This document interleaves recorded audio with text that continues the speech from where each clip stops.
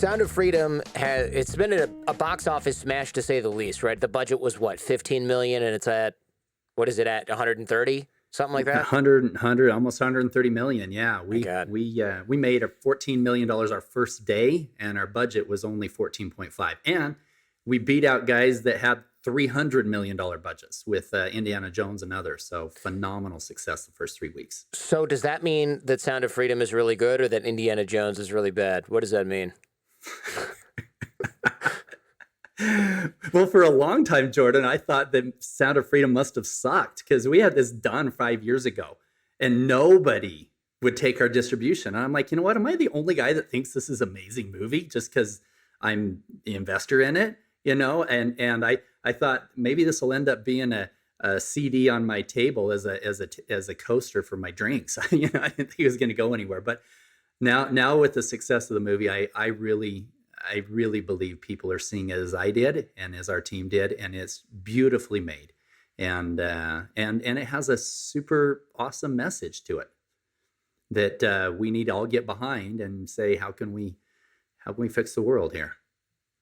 It is a really harrowing story about these young kids who are sold, trafficked, often for sex, which is really gross. And I have questions, of course, as to how true to life, how accurate all this is. But first, of course, I want to back up the truck, and people are going to say, wait, you had an investor for the film on? Why'd you have that guy on the show? So you're not just, you're selling yourself short a little bit, right? You're not just an investor in the movie. This is something that's been near and dear to your heart for a while before this. Very much so. In fact, my character in the movie is played by Eduardo Verostegui, by the producer. So halfway through, when the Homeland Security agent is frustrated, he wants to leave his job and go help rescue these kids. And he needs somebody who can not only help to fund it, but to fly down and physically be there in front of the traffickers. That was me. And so in the movie, it's Pablo, because when we filmed the show, I was still undercover, thought that I'd be undercover for the next 10, 20 years. And so we didn't have him play Paul Hutchinson. We had him play Pablo Delgado, the billion-dollar fund manager who quits his job to go help rescue children. So that's my personal experience, and that was the first of now 70 undercover rescue missions in 15 countries. It's changed my entire life and transformed everything for me. 70 undercover missions, no, and you thought you would do it for 20 years. I would imagine you get quite tired of being undercover, because how long are these operations? When you say 70, it's not just 70 afternoons, right? There's a lot going on here. Yeah. Now, when I say 70, I will say this. Every single sting operation requires multiple times going in as a specific operation to identify more traffickers. We don't want to take down a trafficking ring and end up having 3 or 4 more in the city that fills in. So I'll usually go in on 5 or 6 or 7 plus, sometimes 8 or 10 different times into a region to connect with all of the trafficking rings that are there for a single sting operation. So I count each one of those that I go in, not as I count those as individual undercover operations to set up for one sting. Well, that of course makes sense. How do you explain to one set of traffickers why you're talking to their competition in the same city or same region? I mean, I would imagine they find out, right? Because it's organized crime. They have eyes everywhere. That's their job. Absolutely. In fact, multiple times, Jordan, we've had traffickers kill other traffickers on the mission or after we left, or they've got in fights. I've got videos of some of them getting in fights over turf wars type of thing. And so the answer is this. I go in, and for the first year, I went in as the buyer. I was in as not as Paul Hutchinson. I went in as Paul Stone, and I had a fake Facebook and profile and all of this stuff, web page for Paul Stone Capital, all this crap. And I had pictures of me with Lamborghinis and Ferraris and all this stuff that doesn't matter to the traffickers. You're like an Instagram influencer, basically. I got it. No, I'm with you. Exactly. All right. Exactly. So these guys would go 2 a.m. downtown Port-au-Prince, Haiti, or whatever, and they would connect with these traffickers, and they would then show them this profile of this playboy and saying, "Hey, this is the guy that funds these parties and stuff, and he's coming down." And so then when they see me in real life, they're like, "Oh shit, this guy's real. I saw these pictures online," and they had seen, we had taken everything of the real me down, so there was nothing there. But after a year and a half, I was asked to start going deep cover. This would be dangerous if I was a wealthy playboy. And so instead, I'm working for a guy, and would go in and say, listen, my boss is looking for a big party. He wants to pull in a bunch of his rich buddies and come here to Dominican Republic and have a big party over Super Bowl Sunday, whatever it is. And he wants a bunch of models that are there. So you have your inventory, you have others, and we'll connect with all of the traffickers who currently have inventory in that area and bring them together. Now that was just the sting, like what we did in Colombia of the party. We had different types of operations as well, depending on what kind of traffickers were there. So that's how we get away with telling them that we had other people. And I had multiple times where they got mad. I was in a border city that they wanted me to identify. I'll just tell you, it was in Mexico. There was traffickers that were trafficking children across the border in Mexicali, Tijuana. And I was asked by the head of the federal police to come and check out what was going on. And so I did. I went in with the team, connected with a couple traffickers. One of them got mad that we were working with the other one and called his buddy, who was the pretty high up in the police department there, who ended up arresting us and asking for a bribe money, and the whole thing all fell apart that was there. So it gets challenging when you have multiple traffickers that both want to control, and especially if we're coming in with the desire to bring all of their current inventory to one place, then yeah, they start fighting with each other. Right, that makes sense. And I know you say inventory, but so people are really clear, we're talking about child sex trafficking, which is just gross to keep saying. So we'll say it a few times, and then we'll use euphemisms, I guess. Is that how we're going to do this? Because it is repulsive. Exactly. I remember talking about this on the show before, episode 369 with Tim Ballard, who the movie is sort of loosely based on. We'll talk more about that in a second. But one of the things that I asked him was, how do you as a normal human being go and fraternize with these? I know you're undercover, right? It's part of the job. But how do you sort of fraternize with these guys, pretend that you like screwing small kids? It's just such a, like, there's no, talking about it is gross and revolting. So how do you stay in that identity for weeks at a time, days at a time, over and over and over again? Do you just become desensitized to that somehow? Well, the deep cover, the ones that are finding the kids, it's important that the identity that I took when we were in that place was not one of a consumer. Okay. I'm working for a boss, and they're like, hey, I want you to try out this 12-year-old. No, you know what? My boss will kill me and my whole family if I taste the candy before the party. It's really his. He pays me really well for it, and that way we keep ourselves out of a situation where we have to, prove ourselves or whatever. We say, no, this isn't for us. We're setting this up. He pays us well for doing so and whatnot. So that helps a bunch, because I'll get out and I was talking to a guy on a motorcycle gang guy. He's in this dark alley, and he pulls his shirt up, and there's a gun that's just sitting there on that's tucked in his pants, and I pull out a bill and I give it to him, and he says, "What's that for?" I says, "That's for you. You keep it." I said, "I have another one for you. You can get me in touch with somebody. I have a boss coming in a couple weeks looking for a party. He likes 10-year-olds."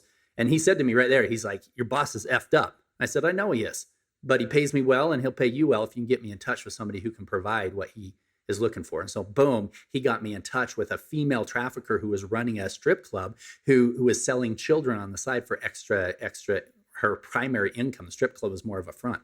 So it happens all the time. These guys are grossed out by it as well. In fact, one of our contacts in one of the undercover missions was a drug lord in the area. And he said, "Listen," he said, "you may not agree with how I do business, but I've got children of my own, and those guys are evil, and I'm going to kill them. And if I do, you got 20, 30 kids and you don't know where they are. Or I tell you everything I know, you go in there, you get those kids back to their families, you make sure he goes to jail, and I'll take care of it from there." So it's interesting that even the thugs on the street, the guys selling cocaine and stuff, those guys are, they're not into this either, but they know who is. And if you're able to get into a place where you're with those super dangerous people, you can connect with the ones who are selling the kids. That makes sense, right? So now you're merely posing as a disgusting amoral psychopath as opposed to an actual pedophile. So yeah, you don't have. It's like those drug dealers. I've spoken to undercover cops and DEA agents and stuff on the show, and sometimes they have to pose as people who consume drugs. But I think occasionally, depending on the cover, they can get away with like, "Hey, I don't do this. I'm a recovering addict." And some of the dealers are like, "Hey, respect. The stuff is addictive. That's why we have businesses that are worth millions of dollars because people can't get off the meth or whatever, and or the cocaine." This is this is one where probably everybody would understand if you don't consume the product that you're selling because it's very specific and like 99.9% of people find it completely disgusting. Yep, 100%. 100%. So, but it allows us to find the guys who are supplying them, and then either geotag their location, which the majority of the rescues didn't take place like what you see on the Sound of Freedom movie, right? That the reason for that was to get a lot of footage, to have the stories, and to somewhat sensationalize it. There was a number of other ones that I did in those early days where the purpose was we went in, we found the kids, and we had to bring them all together for a big party thing. Why? Because there'd be undercover cameras there, and they could tell the story. And we agreed early on that very first Columbia mission. We agreed, we meaning me and Dave and a bunch of the undercover operators, we agreed we will do the work. We will find the kids. We will bring them to a place. You guys bring the cameras. You tell the story, and that story can't involve us because we don't want the world to know who we are. And so that happened for a number of years. But after that, we found it was a lot more effective and a lot safer to not have those parties like that. Instead, we did what we were doing. We got in touch with the traffickers, said, listen, same kind of a story. We've got a boss coming in town, et cetera. And we say, listen, my boss will kill me if I taste the candy, but I have to verify you have the candy.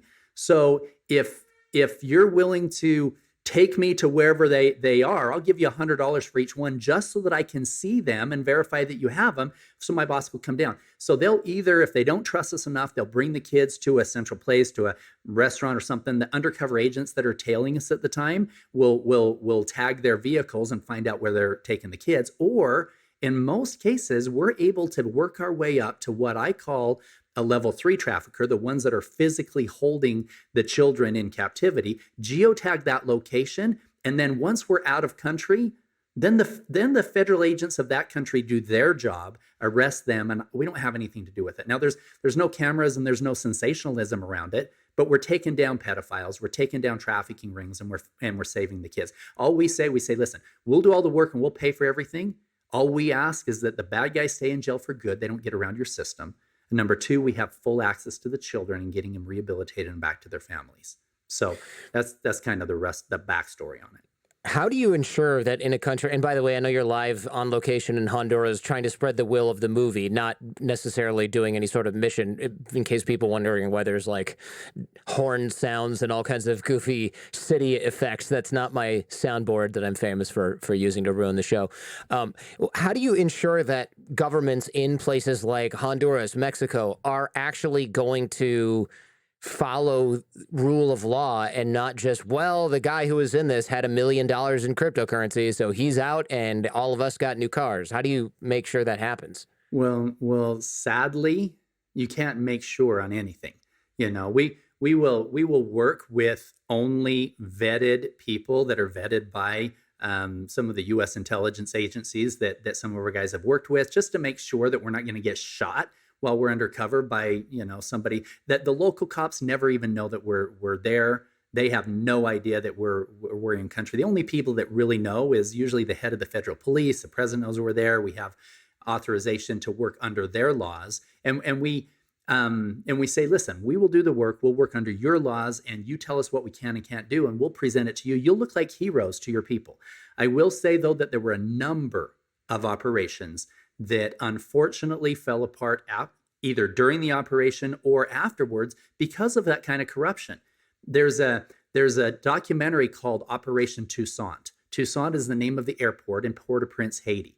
Now, that was while I was still deep cover. The only time that you see me, my face is blurred and I'm laughing with the traffickers, and you would hate my guts if you didn't know who I really was. Now, I led the entire undercover operation to find those 34 children that were highlighted in that film. And and that film also goes into what happened afterwards. We got to the head of the dragon, some really, really bad traffickers. And these traffickers ended up paying $80,000 to be let out of prison. Now, to put that in perspective, the average income in Haiti is like $500 a year. I mean, $80,000, like millions. And these 4 corrupt judges got paid off.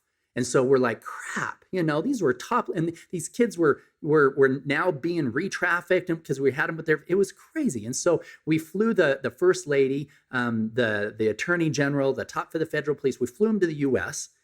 And here's the crazy thing about that, Jordan, is that during the operation, there was one thing that kind of went squirrely on it. As I was getting arrested, usually my passport, we send all of our luggage to the airport beforehand. And when we get arrested, I get arrested with the traffickers and I get hauled off and they think I'm going to jail. I end up going straight to the airport, but I keep my passport on me. Well, the agent who was searching me down didn't know I was a good guy.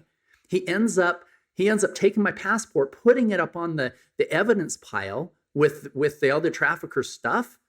And I'm laying there. I'm like, this is my real passport. I can't say anything. They pick us up. The op was just, locals were throwing rocks and everything else. So fast forward, when those corrupt judges let those guys out, they had to say why. So their reason why is they're like, well, the real bad guy got away. And the real bad guy, it wasn't Paul Stone, it wasn't Paul Steele, it wasn't Paul Black, it was Paul Hutchinson. No. That was my real, because they had already put I didn't realize that it was already entered in before we got it back. So there's a lot of situations like that where things ended up going bad because of bribery, because of money. But the fortunate thing is they went back in, rearrested those guys, took out those judges and made sure that the kids were in a safe place. This is where, Haiti? That was in Haiti. Yep, Port-au-Prince, Haiti. Yeah. So I assume that you have to be careful if they have, between then and the rearrest and squaring this away, you couldn't go back to Haiti because they would be like, hey, you're on a wanted list for human trafficking. Well, I was for a while. It was funny. In fact, after they cleared it all up, the head of the federal police guy, I don't think he was the head. His name Jim Patote. He ended up getting killed. Good man. But he called me up and he said, Paul, he said, we need you back here in Haiti. You were the closest to some of these rings that we need to continue to take down. This is after we rescued the 34 kids. And I said, Jim, that I was like on Haiti's most wanted list for a little while. He said, yeah. He said, now you're Haiti's most protected. I said, that doesn't make me feel good. No. Flip of a coin, yeah, like flip of a switch. Don't worry. So because if you can get protected that quick, you could probably get unprotected that quick. It's you mentioned that he was killed. Was that in relation to what we're talking about now? I believe so. He on record, he died of a heart attack at the same 2-week span that 3 other political leaders died of the same heart attack. We and the family believes he was poisoned. That we were getting some pretty high level stuff. He was just mad. He was mad as hell that these 4 corrupt judges were let out. A lot of the burning of the tires in the streets and all that unrest that was happening a number of years ago, that was at that time. He was trying to figure out how to. He stood up when we were in the U.S. after everything had come down. The first lady was here. He stood up and he said, I don't care if I lose my life. I don't care if I lose my job. I'm going to fix the corruption in this country. And so, unfortunately, I believe he was in a precarious position because he was identifying really who was at the top of it.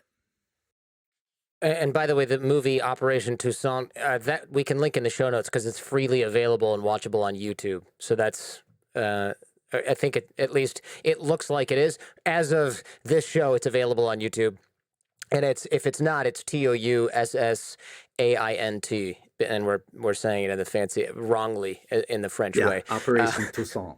Toussaint. So we'll link it in the show notes, but just in case it doesn't exist on YouTube at that time, that's how you spell it. All right, and for my transcriptionist who's going to be like, really?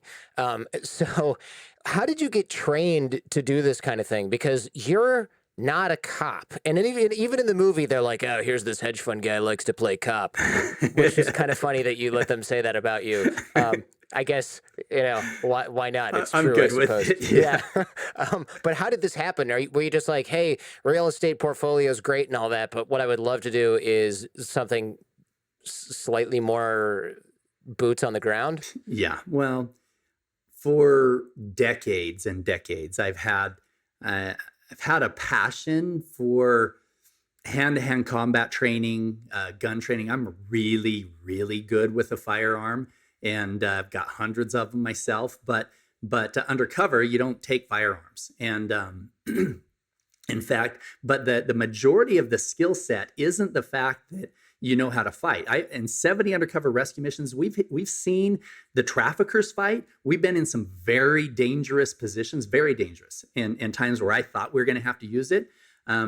I've trained for a long, long time in something called Krav Maga. Are you familiar with Krav? So yeah, the Israeli self-defense. Yeah, tell us about it, though. For the listeners that aren't familiar, so regular martial arts, karate and others, bow to your sensei, 3 points when you kick them in the leg. Krav is brick to their head and go home to your family. It's Israeli Special Forces hand-to-hand combat. It's the most lethal I know of on earth. Every move, a lot of them are illegal in the ring and other things. I mean, you know where to hit them, where to punch them, that it's lights out. They don't walk, they don't breathe, they don't talk anymore. And I can take away a gun faster than they can pull the trigger every time. I've trained thousands and thousands of iterations of being able to handle other people's weapons when presented. And so that kind of thing, a lot of our undercover operators, the guys who are just trained in with night vision goggles and their Navy SEAL stuff, they weren't as good. But the guys who knew how to handle themselves in any situation with their bare hands were super valuable. So that, from a security standpoint, that was important. From the other part of the equation, though, I'm going to back you up about a year before the Columbia rescue mission. I actually called Sean Reyes, he's the Attorney General, and he and I became friends years before. I was serving on the board of directors for the FBI Citizens Academy. I'd gone through a bunch of training with them and crap. And so I called him up. I said, Reyes, I said, AG. So I called him even before he was Attorney General. I called him AG. I says, AG, I said, I got front row tickets to the Miss America pageant. You want to go? In his exact words, he said, Hutch, unlike you, I have a reputation to uphold. He said, I can't be seen front row Miss America. It just doesn't work. I said, no, it's not like that. I said, I'm sponsoring a bunch of the children who lost their fathers in military battle. And we're paying for the dresses and hair and transportation of these little girls and their moms to come. And we're having them crowned a Miss America on stage. And he goes, oh, that's pretty dope. I'll come to that. So we fly out to this Miss America thing. Because it was a fallen soldier charity, the Pentagon had sent a representative down. His name was John. John worked for the CIA for about 25 years as a top recruiter. Well, after 3 days, John says to me, we're sitting at a table, me and Sean and a couple of former Miss Americas. And John says, he said, Mr. Hutchinson, I've been watching you for the last 3 days, and I think your country can use your talents. And I said, well, what talents are those? He said, you're about 1 in every 12 million has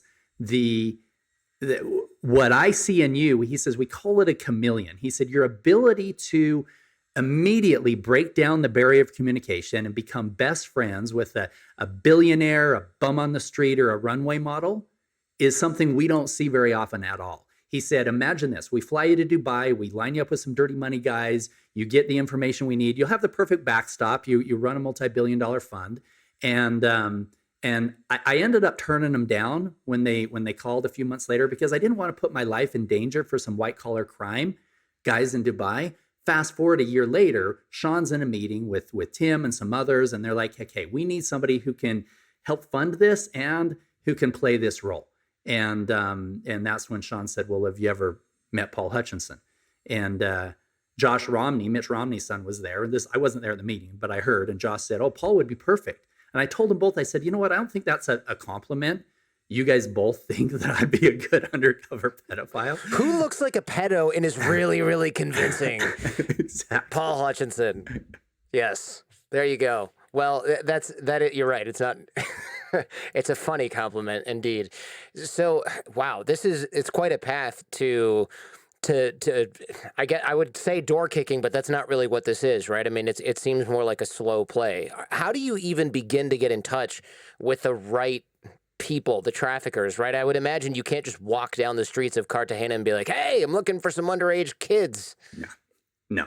Where does it begin? It begins, number one, coming into country, meeting with the head of the federal police and the guys that you can trust, and say, okay, where is the most dangerous area of the city at the most dangerous time?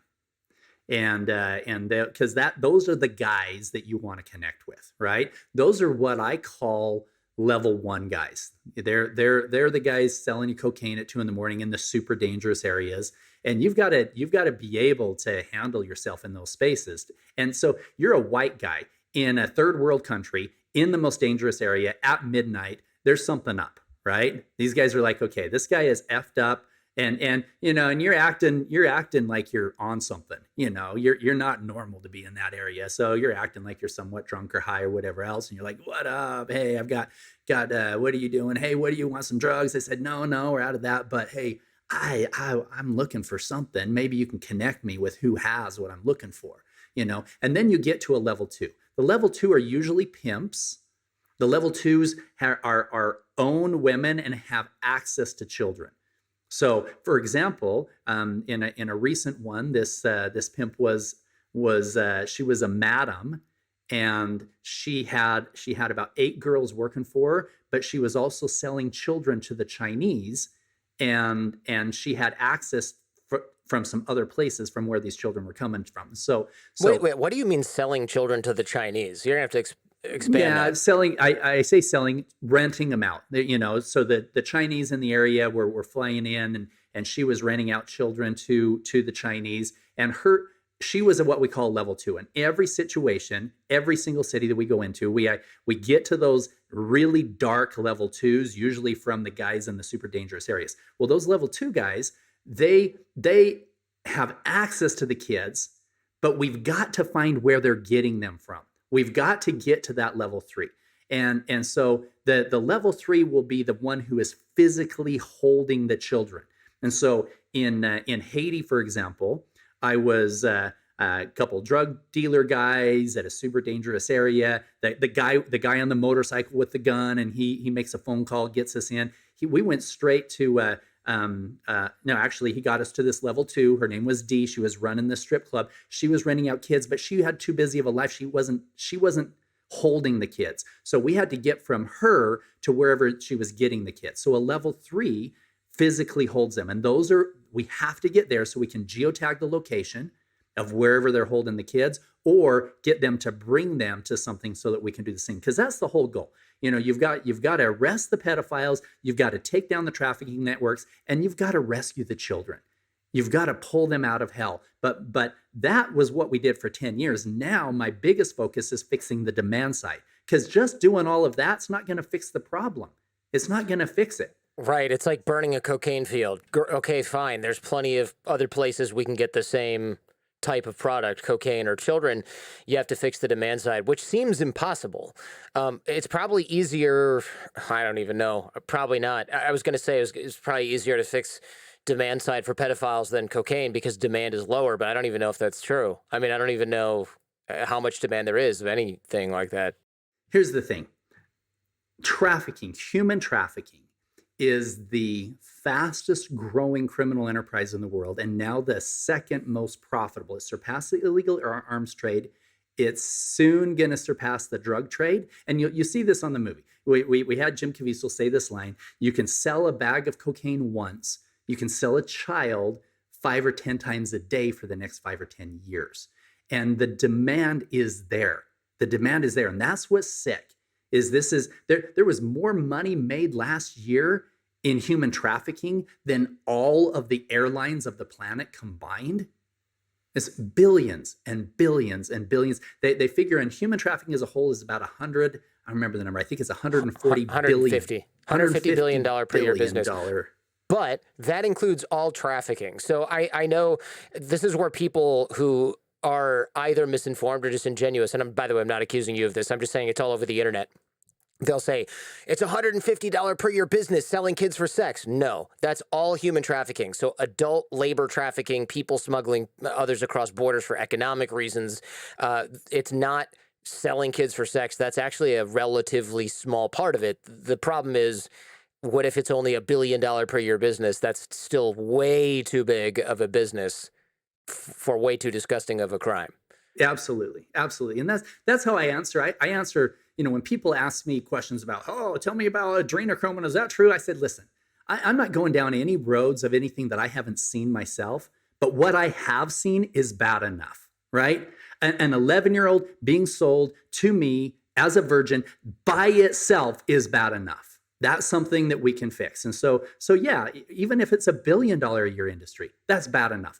But here's the thing that nobody's talking about, because we're all thinking, oh, this is a thing, we need to send Rambos down to Colombia to fix the problem. Guess what? The problem is likely in your own home or in your neighbor's home or whatever. The problem with child sexual abuse is rampant, is everywhere. And so people ask me, what do we do about this? Hug your kids. Hug your kids. Why? Because the highest likelihood of a child that gets trafficked is one that's a runaway, a broken family, things like that. So having that healthy relationship, and even more than that, having a relationship with your kids where you can communicate with them, where they feel comfortable coming in and saying, hey, you know what, Dad? I don't like hugging Uncle Harry. And having that relationship with them where they can be in tune with their feelings and be okay with sharing when they're uncomfortable with something. That's way more important than sending money for some Navy SEALs to go into Colombia. Yeah, I agree. I'm glad to hear you say that, because what I was shocked to learn when I started researching this more is that a large amount of trafficking, of course, happens in the United States. And a large portion of those kids are what are called throwaway kids, who are trading sex for a place to stay, food, because they were kicked out of their house because they came out as gay to their parents, or they ran away because they're in an abusive situation. And most kids were actually trafficked by family or somebody that they knew, or somebody who was pretending to be someone they could trust, like a boyfriend or other sort of family member. And a lot of the kids who are trafficked in the United States, they actually go to school, which I found really surprising, because what you think is it's like, oh, it's a kid from Central America who's been illegally smuggled in. Not really. There was a woman who gave a TED Talk on trafficking.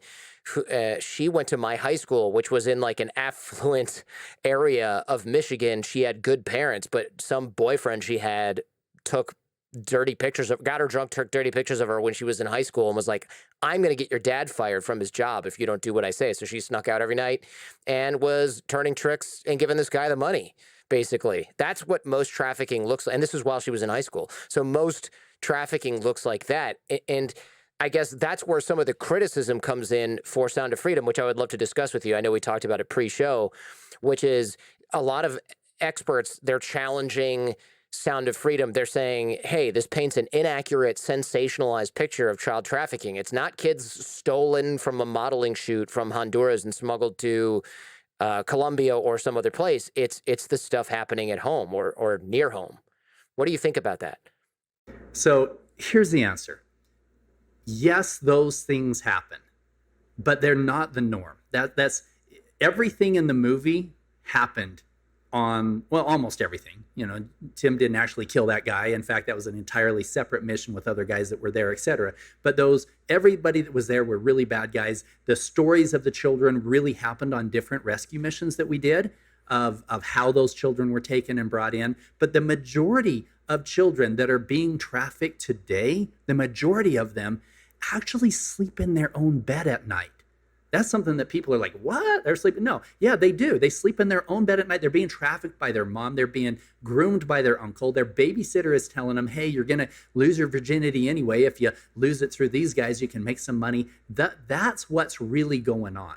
And that's what we have to be aware of. And so, yes, I'm happy that the Sound of Freedom is doing so well, primarily because I'm part of it and an executive producer and investor, but more importantly, so that it can at least start the conversations.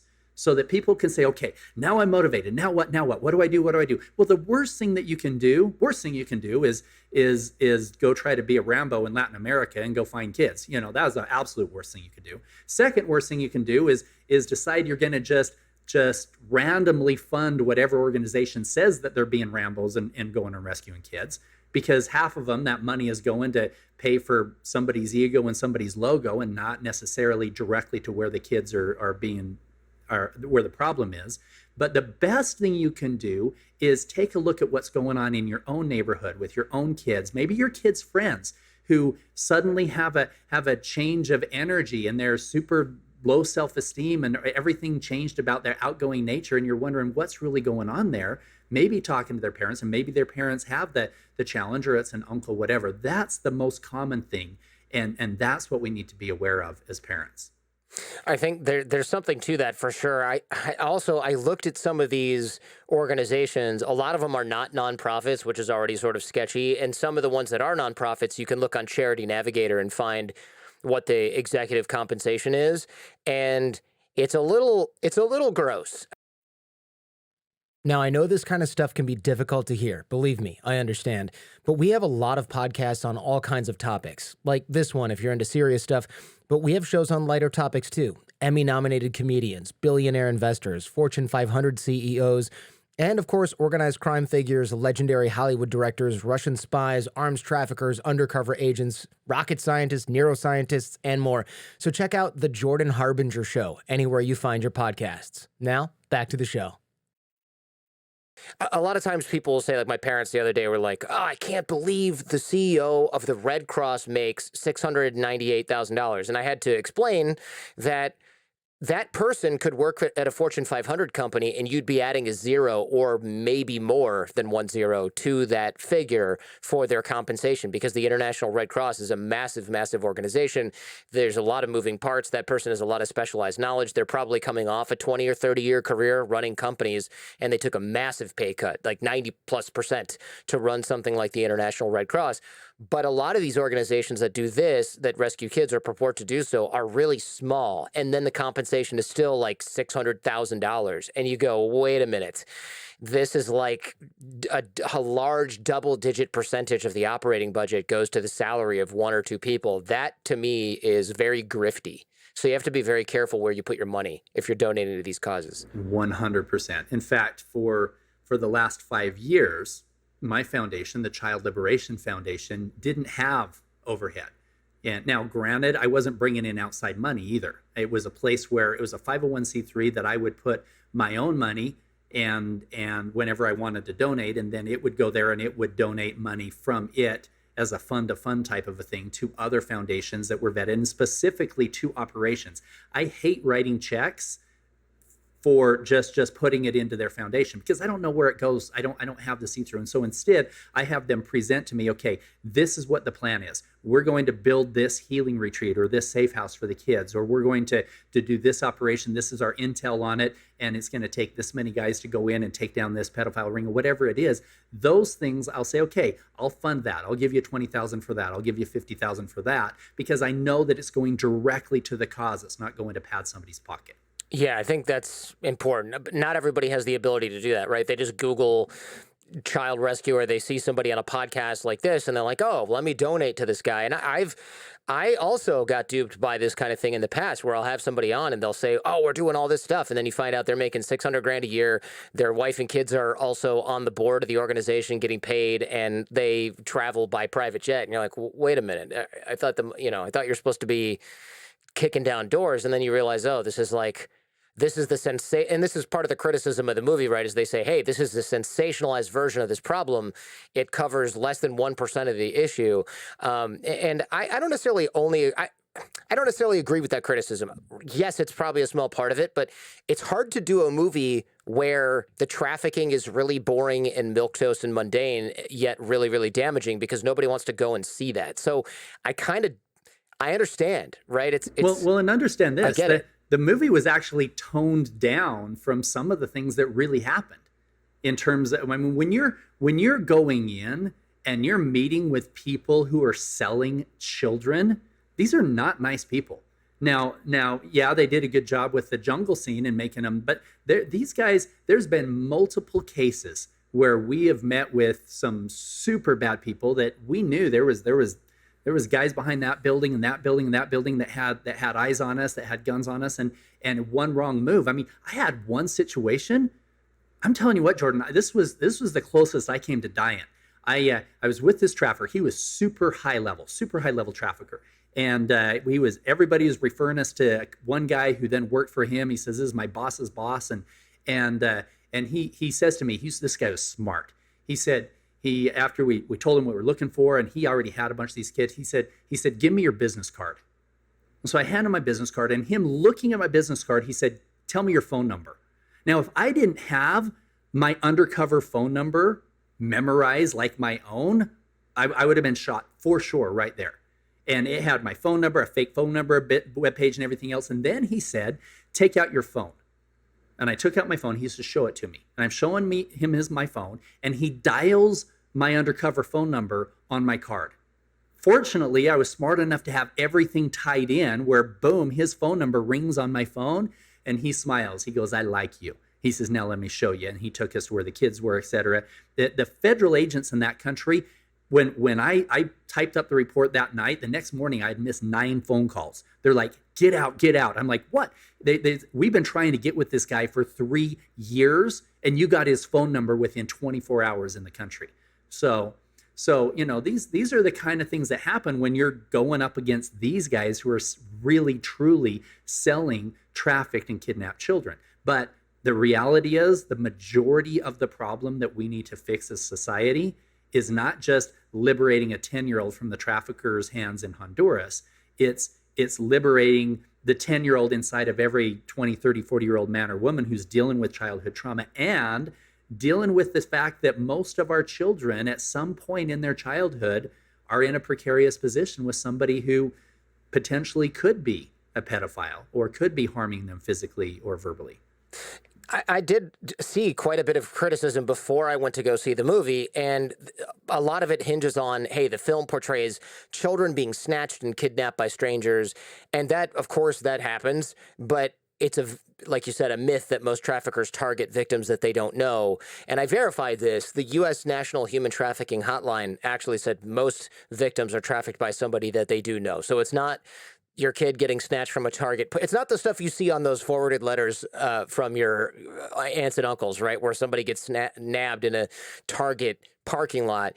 And I think the criticism is well-intentioned, though, right? It's the idea that if human trafficking or child trafficking involves forceful kidnapping and imprisonment, it makes it harder for people to grasp more complex trafficking cases. Just from a legal perspective, if you've got a case of, let's say, coercion, which is usually or psychological manipulation, which is usually what gets people trafficked, children especially, and the jury is expecting a Liam Neeson movie, you're not going to get a conviction. And it makes it harder for survivors. Like, wait, so this person just said they were going to do bad things to you, but you were related to them, and then you did all this stuff? I don't know. That doesn't sound like what I have in my head.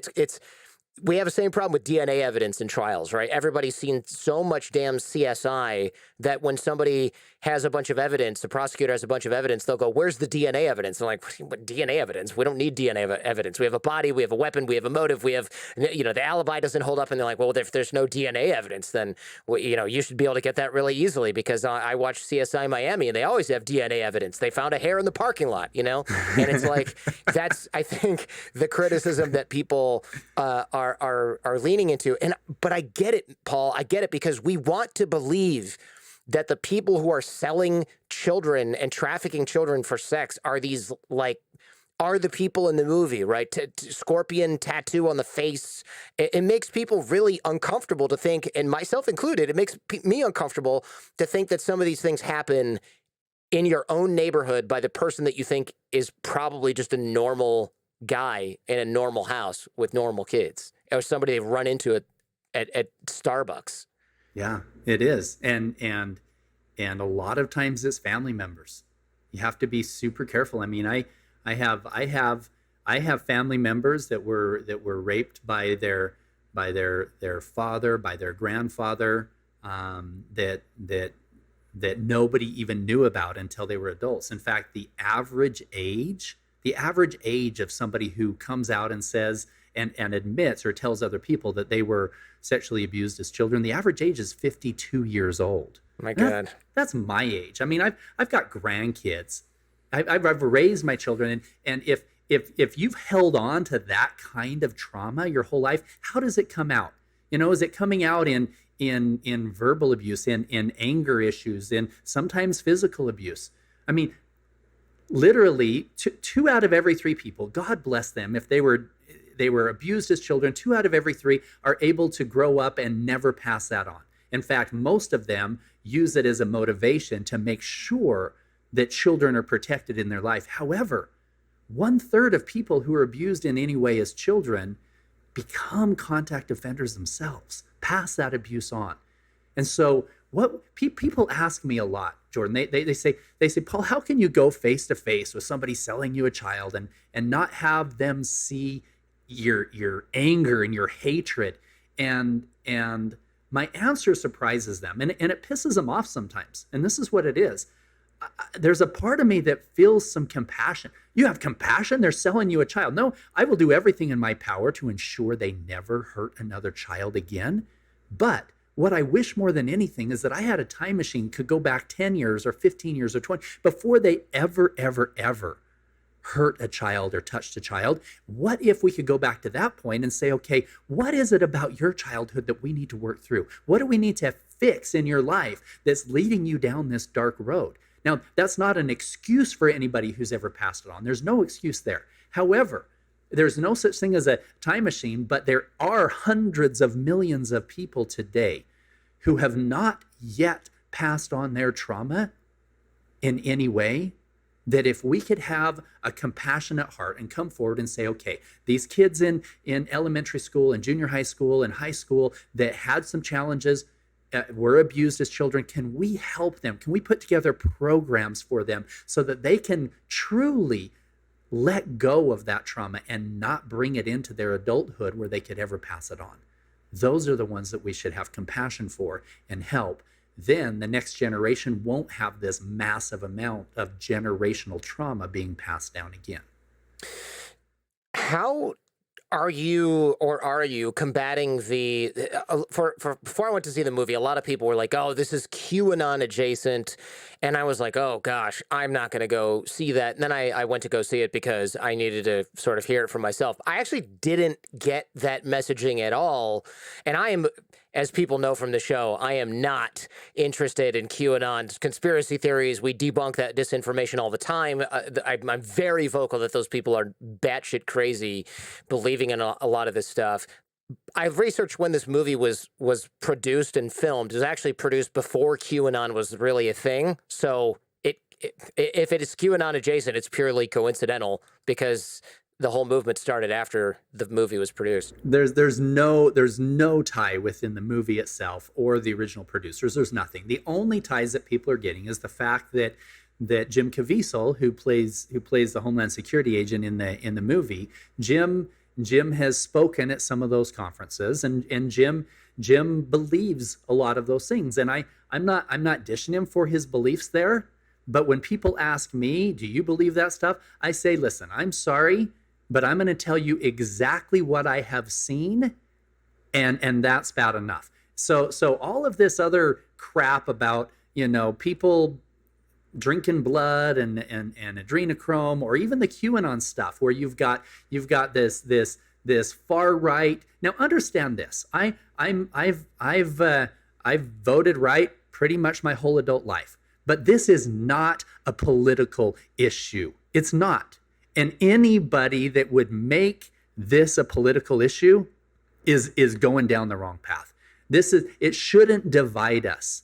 This subject should unite us. All of us can come together and say, okay, this motivated me. It woke me up about, hey, there's probably problems out there. Let me get some more information about really what's going on, and how can we come together in a spirit of unity to truly help to liberate humanity as a whole from whatever this dark plague is that's affecting our children.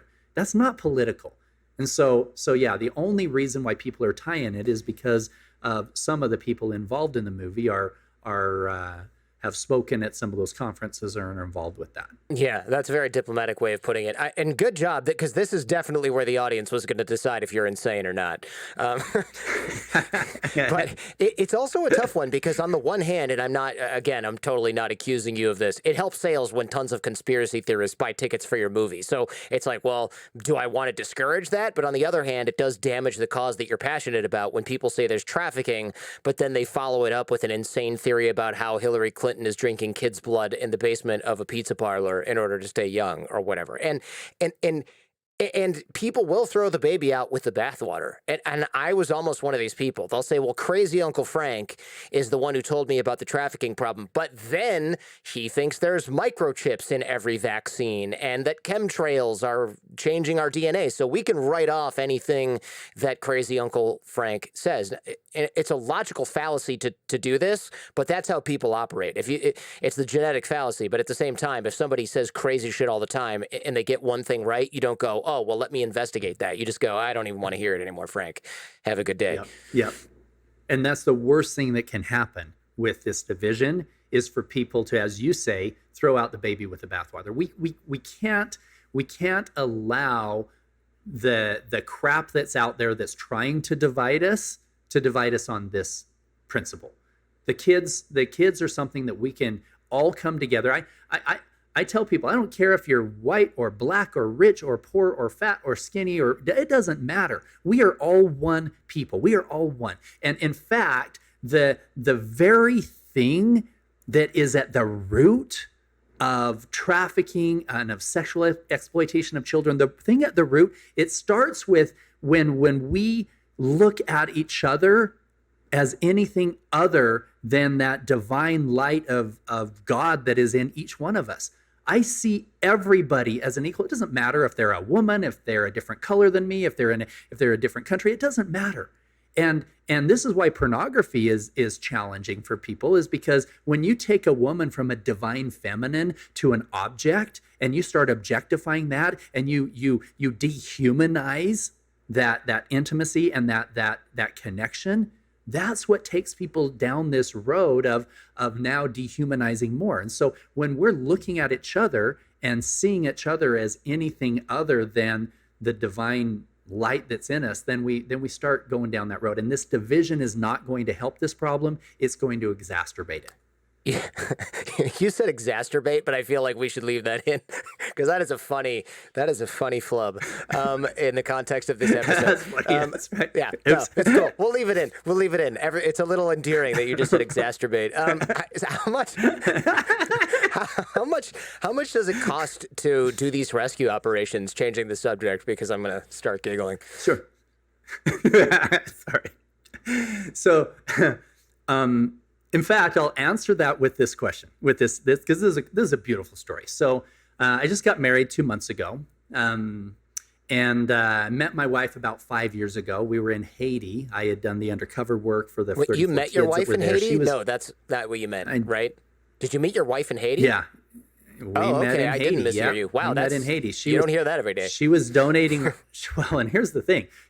Meeting a beautiful Colombian actress is kind of cool, but when she's donating her time at an orphanage in Haiti, that's badass, right? And I've been to Haiti a lot, and girls like that aren't there. the girls have beautiful hearts there, but you don't find the actress level just gorgeous. And so, but she had a heart, like a huge heart, and it was like, wow, okay, well.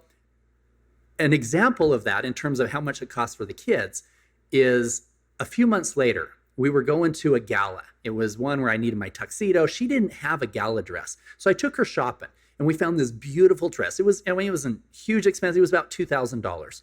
And she looks at the tag and she said, Paul, what's the average cost of rescuing one of these trafficked children?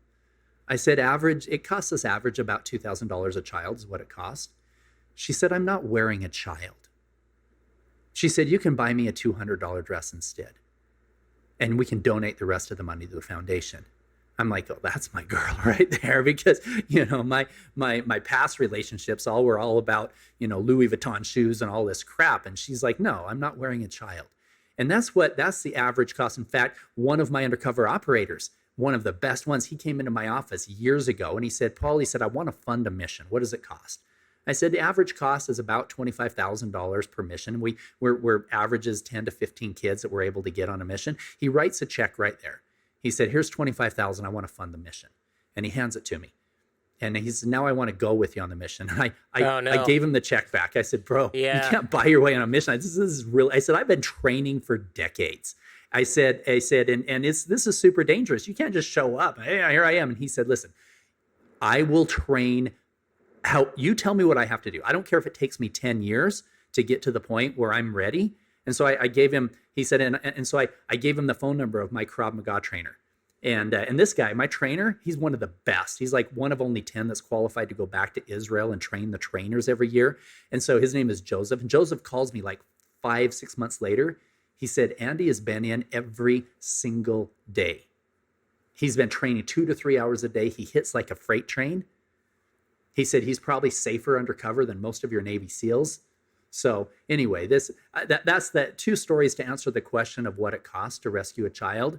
But that's just in our undercover stuff in third world countries. It's between about $2,000 a child to do so. Who trains the undercover work? Because Krav Maga and hitting like a freight train is great, but the idea is not to get caught and have to use Krav Maga to get out of a sticky situation, right? Like that would be the most important skill set, followed very distant second by the ability to not get killed doing it. Yeah, absolutely. In fact, your goal is to not ever get in a place where you have to use self-defense to deal with it. And so we had years ago, we had about 350 guys try out that were all people that wanted to do undercover. Most of these guys were former special forces. These are Green Berets, Navy SEALs, just badasses. And they all came out to Utah, and we had like a 2-week training type of a thing. There was only 3 of them out of the 300 that ended up going undercover with us, because most people can't do that. You have to, I mean, in fact, we had one of our former CIA guys who had been doing training with him.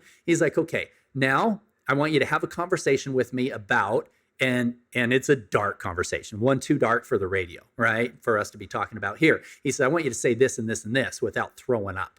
And most of them can't. I mean, those are dark conversations. Those are dark conversations that you've got to hold your.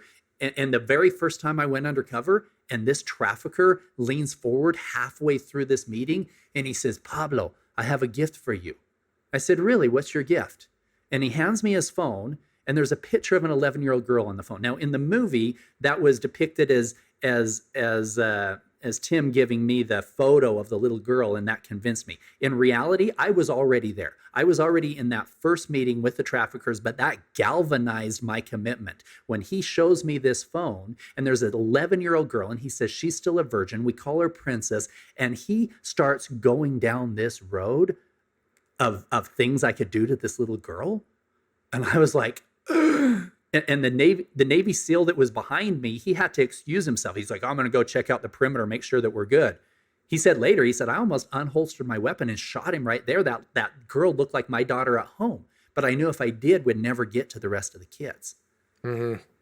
Yeah, you need acting chops, and you need to be able to think on your feet. We've done many an episode with an undercover agent here, and it's never, by the time your weapon is out, the cover's blown, and you're probably seconds from dying, depending on how far your team is away from you / wherever you are. And that makes a lot of sense. So what's next for you? I mean, the movie's just massive. I know you're down in Honduras right now, in Central America, trying to spread the word about the movie itself. How's that going? Yeah, is that really? Everybody here, everybody has already heard of it. The movie's been out 3 weeks, and every TV station has already heard about it. All the people, the restaurants this guy that's hosting me, he's running for president down here. He introduced, everybody's already heard of the movie down here, and they're so excited to see it. So excited. So what's next for me? First of all, continuing to tour around and doing these screenings with the film. That's priority number 1, is to make sure that the momentum that we saw in the U.S. continues everywhere, so that we can start having the conversations that couldn't be had before. I was with a gal last night, and she said, the thing that I like best about what you're doing here is the fact that this is opening up the ability for us to have conversations. Nobody wanted to talk about trafficking before in any way. Now, she was one that understands really what's going on in terms of the grooming in the house and the 90+% of people who are trafficked are by a familiar member, et cetera. So she understands that. She said, but I could never talk about it because it was too dark for polite conversation. Now this movie is making it so that the conversation is somewhat palatable. So by continuing with this process, going around the world with this, now realize this, I haven't had any social media for 10 years. I couldn't. I was doing all the undercover work. And so I shut down Facebook, Instagram, all of this stuff. And it was about 6 months ago where I decided I had just finished some rescue missions in Ecuador. And I looked at the numbers and I realized there was more children being sold today than there was 10 years ago. So if my goal was to eradicate child trafficking, if that's the commitment that I made when I'm sitting in front of that little girl that was crying in Colombia, if that's the commitment that I made, I wasn't doing a very good job, because there's still children and it's growing faster than what we're doing. And so I thought about it and I thought, you know what? First of all, I'm now in a relationship that I really enjoy and I don't want to get shot. And number two, everybody was pressuring me. They're saying, Paul, you need to go out there and be the voice. And I said, listen, I don't want to be. I would be super happy with a cabin on a river, with a garden and a gun, not having to deal with people. I don't want to do that. But can it just be about the message and not the messenger? Can I not be the messenger? Because that puts my family in danger with me going public. And everybody, including my family, is like, no, Paul, you have been there. You've been in the pit of hell. You have seen the depravity of what happens when people continue down this dark road. And you've got the credibility with the business world, with the fund that you've built, and the credibility in the philanthropic world here. You need to be the voice. And and I told him, I'm not interested in people coming to paulhutchinsonofficial.com. I'm not. That's not me. Okay, we're going to focus on liberating humanity. So that's the answer to your question. Where to from here is liberating humanity, whatever that looks like. I'm pulling together anybody who has programs they've already created to help people overcome childhood trauma, to help them overcome sexual addictions, pornography addictions, etc. If I can pull together all of these tools in place and put them on a platform of liberating humanity, then I can give people the ability to break free from this low vibration that is creating all of these challenges right now. So that's what my goal is. I'm going to start speaking. I don't know, really, I haven't really spoke a lot, but I'm gonna start speaking on podcasts. I actually had my personal podcast just opened today, very first day. So I don't know if that, we'll see how it works. I'm just here, just saying, God, lead me, whatever I need to do. So I'll speak, put me on the stages. It's an admirable mission. You said you're dating a Colombian actress, though. You may still be in danger, Paul. You may still be in danger. Okay, so here's my favorite story. You ready, Jordan? This is my favorite one. My claim to fame is not building a big company or even all the charity work. Here's my claim to fame. So Henry Cavill plays Superman, right? So he's the actor who plays Superman. All the girls will swoon over his name, whatever. So Henry was at, my wife's name is Ada Vanessa. Hada is her first name, last name Vanessa. And she was working in New York. And he came in. She was like bartending, whatever else, after, because she had been an actress before. He came into her work every single day for like a couple months. They started to date, and then she met me. I stole Superman's girlfriend. Not really girlfriend. What a flex, man. There's my claim to fame. Don't water down the story. Yeah. That's quite a flex, man. That's quite a flex. And I appreciate that you left us here with something a little bit lighter than child trafficking, because I was going to ask you to do that. Yeah, decent flex, man. I really appreciate you coming on all the way from Honduras. I think it was I'm glad we were able to sort of clinch this one right in the middle of the PR fury over Sound of Freedom, and I really appreciate your time. Thank you, Jordan. Appreciate your time, and sorry for the network issues, but hopefully this will all come together in a way that'll inspire people and make an impact in their life. Thanks for checking out this entire episode of The Jordan Harbinger Show. If you're interested in exploring this topic further, check out the Jordan Harbinger Show podcast feed.